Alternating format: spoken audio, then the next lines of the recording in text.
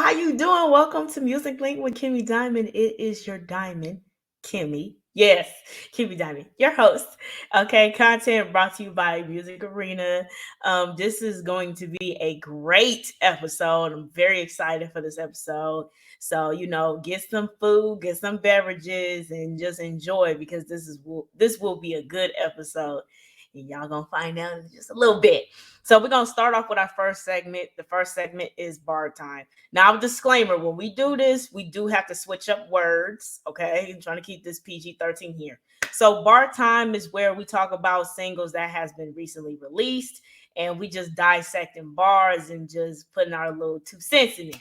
So we're gonna start off with "Thought I Was Playing" by Gunna featuring 21 Savage. Okay, so that is the single that we have going on here. Okay, so yeah, he just recently released this. This is off of his project called DS Forever. If you have not heard that, check it out. But yeah, so we're gonna start off like this, like here. Okay. Hot like a stove with a pot in the pan. We taking over the land. I can go chop up a few blocks again. Ninja can't wait to come spin. Um, I like that internal rhyme that he did there. Okay, that was a good simile that he did there.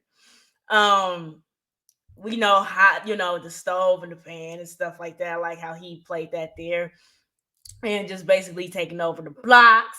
And yeah, what he mean by ninjas can't wait to come spin is not like relationships like spin the block. No, this is like on some street spin the block type stuff. Like, you know what I'm saying? Like my enemies will try to come back and use your imagination. Again, we have to keep this PG-13 here, okay? So the next part that we have here is how you a shooter. It ain't even hit the rim. Summertime killing the Air Force Ones. When it gets to winter, I'm stepping in Tim's. Now that's a good metaphor and hyperbole there by 21 Savage there. I really like the basketball reference that he used there. And we all know when it comes to Air Force Ones, okay, it has a certain reputation, especially the all solid black ones, okay. So I get the reference there. And Tibbs, yeah, heavy duty boots, okay. Yeah, I do like this bar here. I love how he formatted it. It was very great. So last but not least, we're gonna get to this bar right here. I call the Draco Floyd, give him an uppercut. We hit that boy in the chin, a finger, ninja. I'm a dropout, AK heavy metal rock out. Now that was hard. That was a good metaphor there. Now, again, he's referencing to Floyd Mayweather. And that's why he used the uppercut, but the uppercut hit the chin right after that. And yeah, and also 21 Savage is not ashamed of dropping out and pursuing his career because now he is an 8-figure ninja. Okay. And I like the last bar here, AK heavy metal rock out. That was a hard bar right there. So okay, all right. I see how we starting off the year. Okay, that was hard. Okay, if you haven't heard that single, I suggest that you go listen to that because it was very good. I really like that. I was very impressed. Now we finna hit the next segment. That next segment is flowers. Now, flowers is a segment that we do where we just show appreciation to either a hip hop artist, group, producers, anybody who contribute into the hip hop culture, giving them their flowers, letting them know that their work is appreciated, and just letting them know, like, listen, we heard you, and you are definitely appreciated. You know what I mean? Got us through rough times and stuff like that. So OutKast. I could not wait to do OutKast for flowers. I know. It's been, I know I kind of stretched it a little bit. However, I just wanted to make sure that it was worth it. So yeah, OutKast. Okay, so OutKast. All right, we all know ATL's most versatile group. Okay, I'm gonna get into why. Now, the background story is that Andre and Big Boy, they actually met each other when they were 16 at Lenox Mall Square in Georgia. and they used to rap battle during lunch, and that's how they got it started when it comes to rap. Like that's their origin story, if you will. And yeah, so what I found out is that they started off with two different names.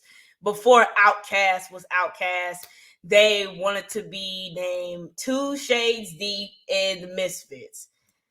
But however, those names was taken, so they went with OutKast. OutKast is very similar to the Misfits. You know what I mean? It's like a synonym, if you will. But it worked. Okay, it worked. So along with Organized Noise. Now, Organized Noise is it's a collective, and along with them, Ed Goody Mob, they formed the Dungeon Family. Okay, so the Dungeon Family consists of OutKast, Sleepy Brown on there, and a couple of more well-known artists. You'll be surprised.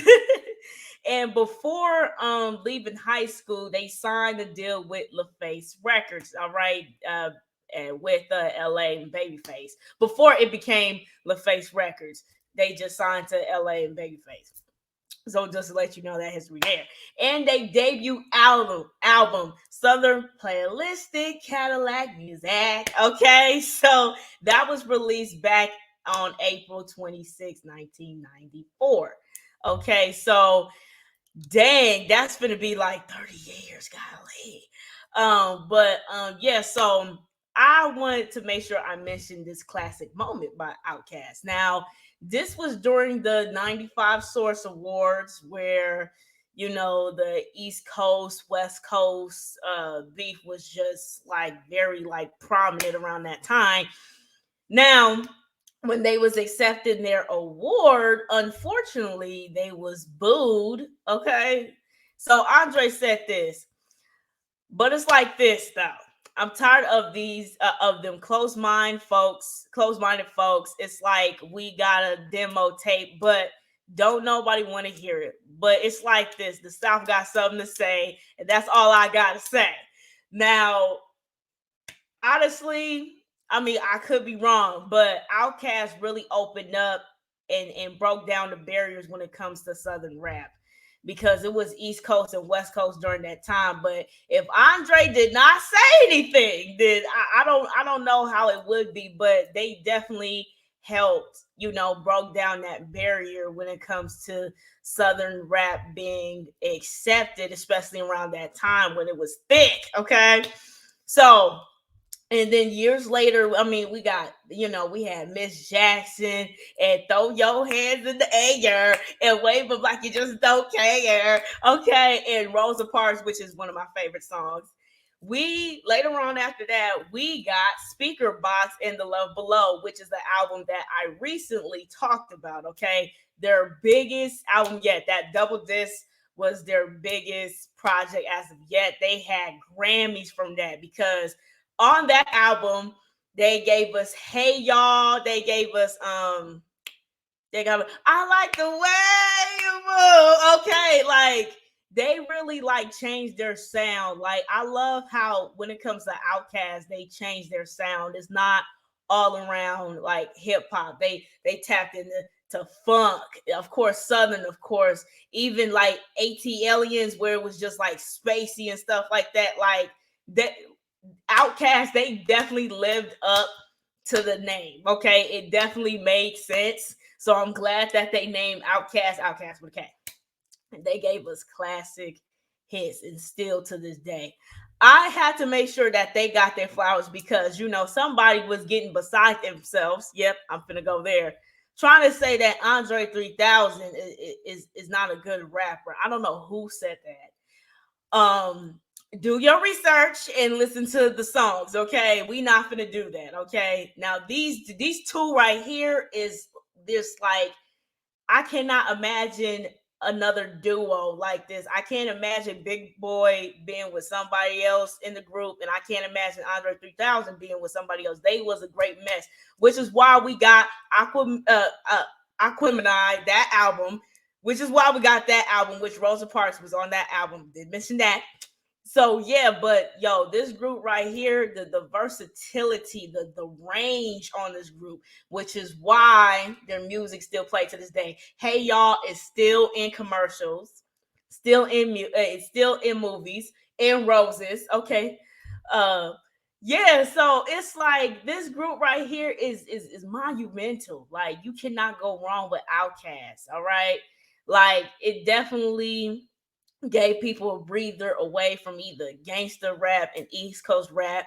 You know, Outkast provided that. So that's why I'm like, yo, y'all need to give these two their flowers. Like, dude, the catalog again. If you don't know Outkast at all for some reason, this you kids, you need to listen to Outkast, please. All right, I'm giving them their flowers for a reason. All right, they've been around.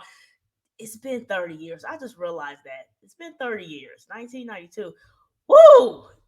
Damn. Okay, anyway, but yeah, but however, they deserve their flowers, man. They really do. The most versatile group that you can ever listen to, man. Like they switch it up. You know what I mean? They evolve. Like every single album that they drop is different. Okay, from the debut album to speak about every album sound different.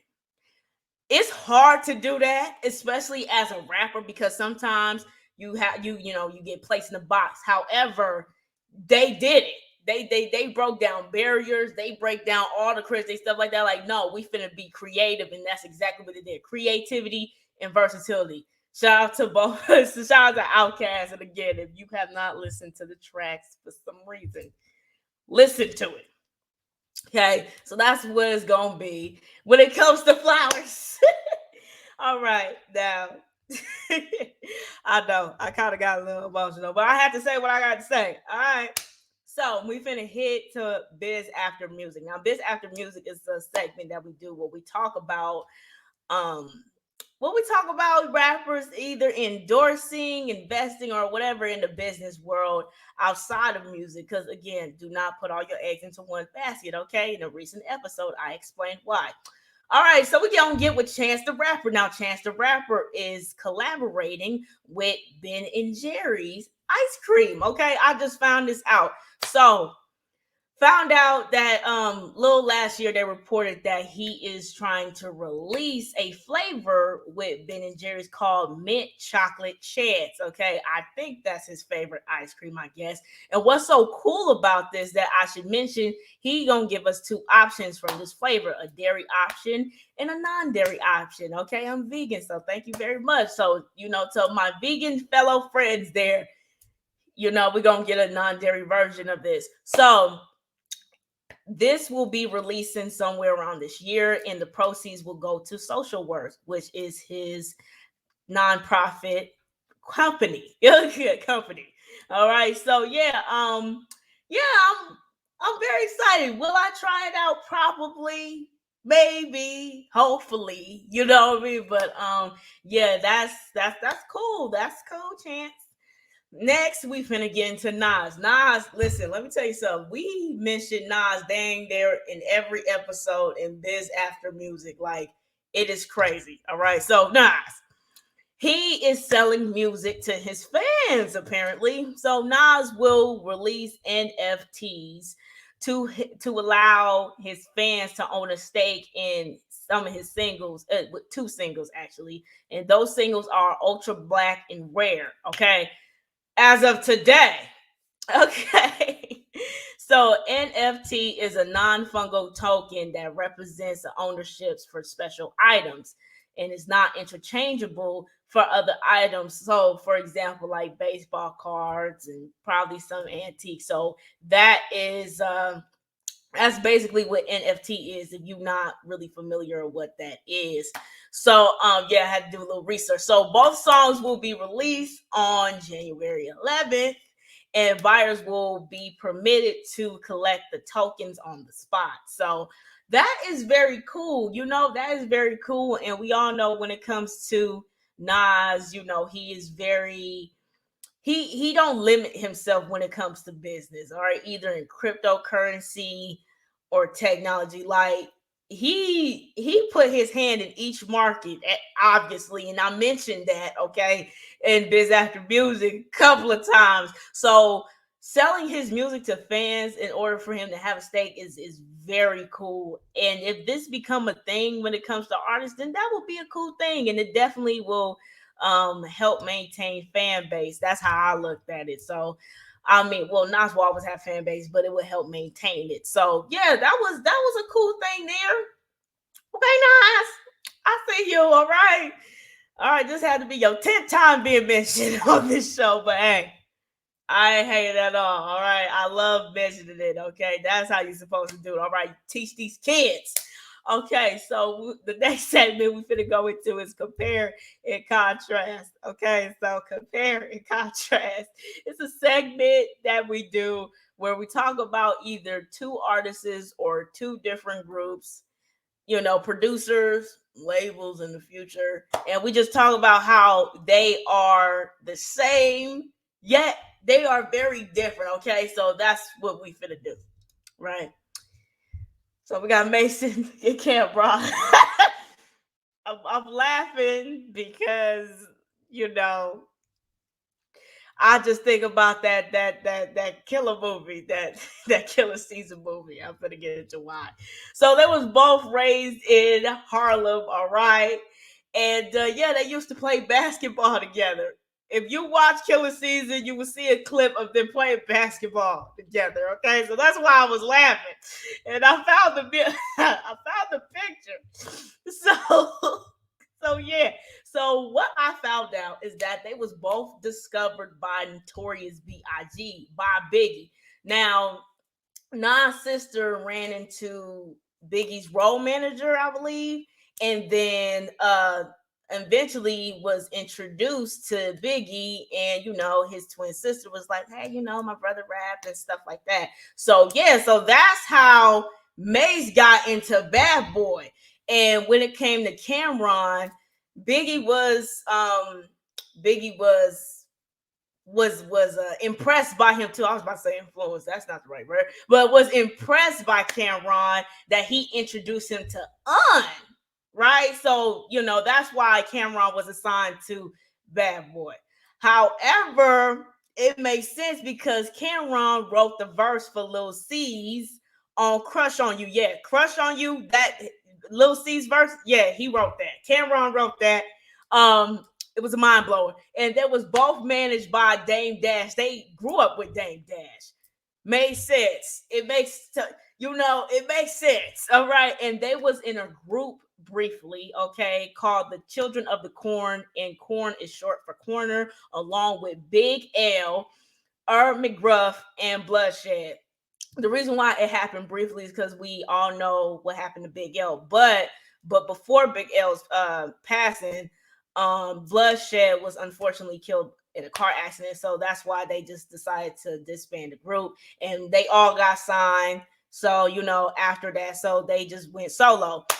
And they both have their own crews, the Diplomats in Harlem World, okay? And they both use eternal rhymes, okay? When you really listen to it, they both use eternal rhymes. Man, crazy background story, right? I just found this out. But yeah, so we finna get into contrast here.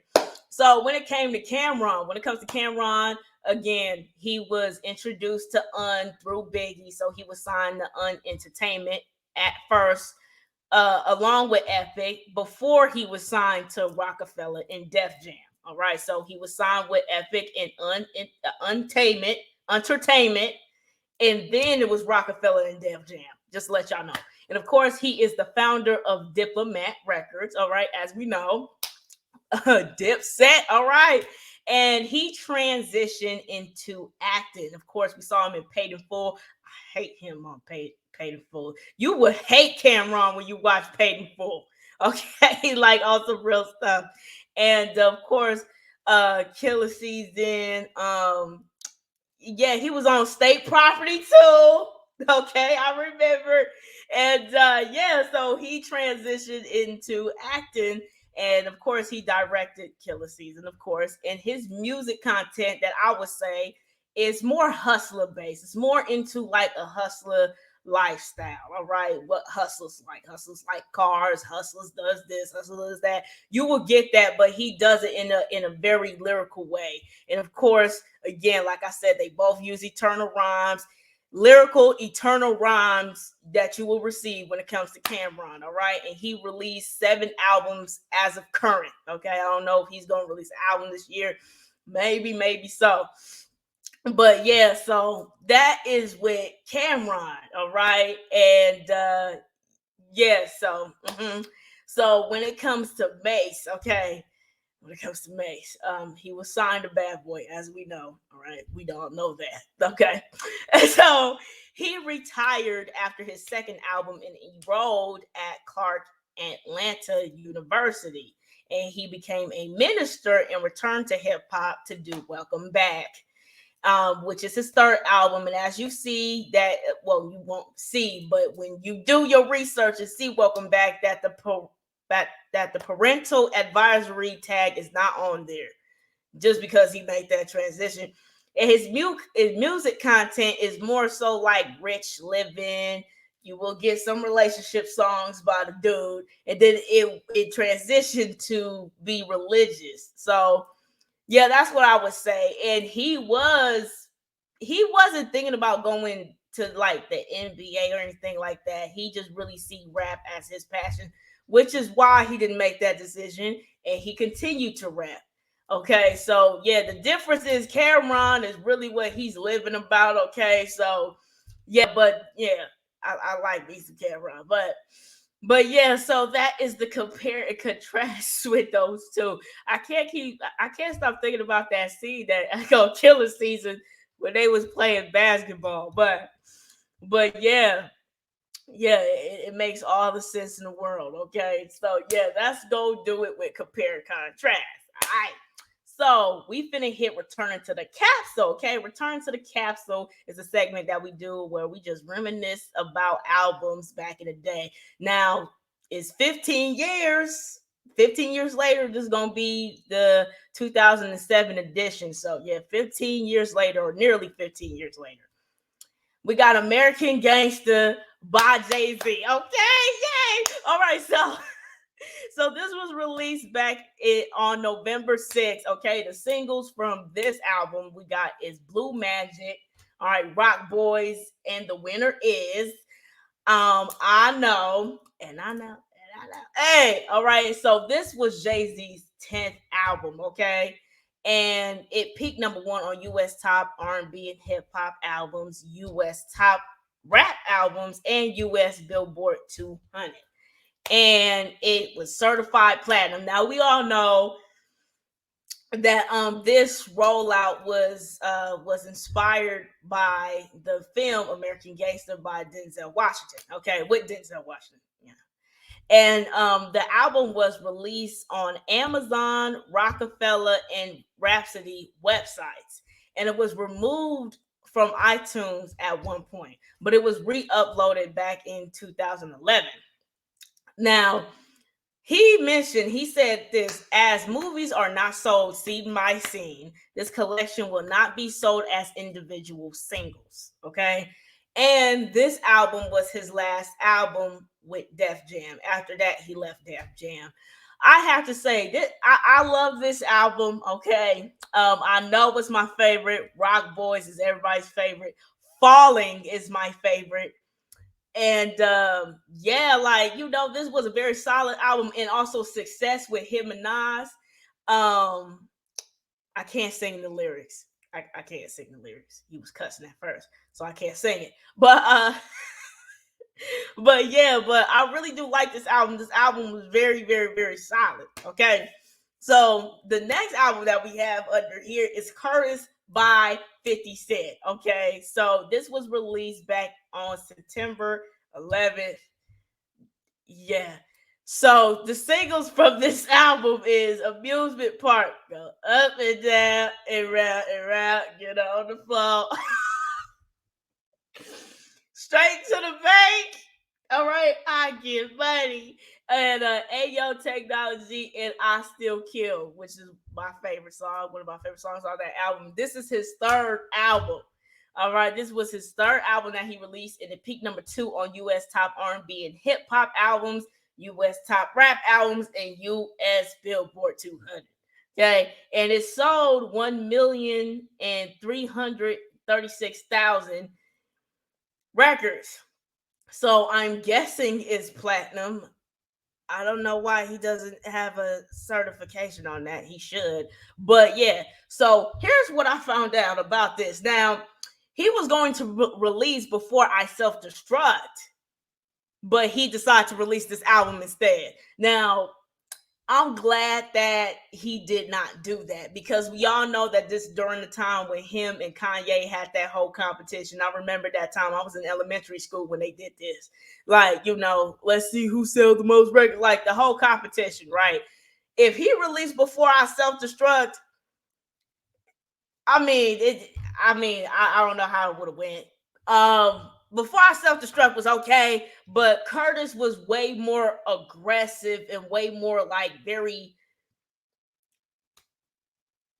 what, never mind. I ain't gonna say it because I saw the singles again and I'm like, nah. So yeah, I'm glad that he didn't do that. That would be a mistake. But he changed the title twice, I found out. So he went from Curtis SSK as the title and the SSK. Now the SSK, it's 2 references there. One is Sound Scan Killer, and then Southside King. Okay, because that's where he's from, in from New York. So I'm like, I'm glad that he went with Curtis because it's just simple. And yeah, you know what I mean? But I don't know how it would have been, how it would have went if he went with those names. Okay. So yeah, last but not least, my most favorite album, even to this day. Okay. Cold Summer by USDA. Yes. Okay. Was released on May 22nd. All right. Yeah. Singles, White Girl, Corporate Thuggin'. Now, this is the group's first and only album. Okay. And I found out why later on, because I was expecting more projects at this time. I found out that Blood Raw left. Now, Blood Raw is the third person on the right, okay, of Jeezy, as you see. So he left. I don't know why he left. All right. I don't know why. So, but it peaked number 1 on U.S. top R&B hip hop albums and U.S. top rap albums. Okay. And they was signed to CTE, corporate thug and entertainment world. But yeah, this is my favorite album. Okay, Ride Tonight, I still bump that to this day. That's my favorite. Telling Myself, that's my favorite on there. Throw This Money, I listened to it when I got a little older. I wasn't able to listen to that at that time, but that was my favorite too.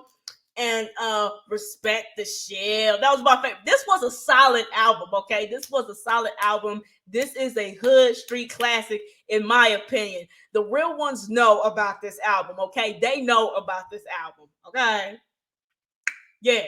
So that would be it for returning to the capsule. Okay. Oh my goodness. All right. This was a good episode. Now, recap.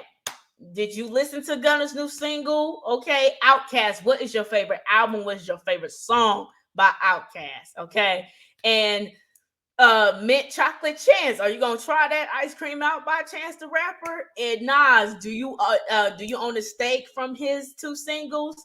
And Mace and Cameron, what's your favorite Mace song and what's your favorite Cameron song or albums? You can say either or. In Return to the Capsule, what was your favorite albums on Return to the Capsule that I just mentioned?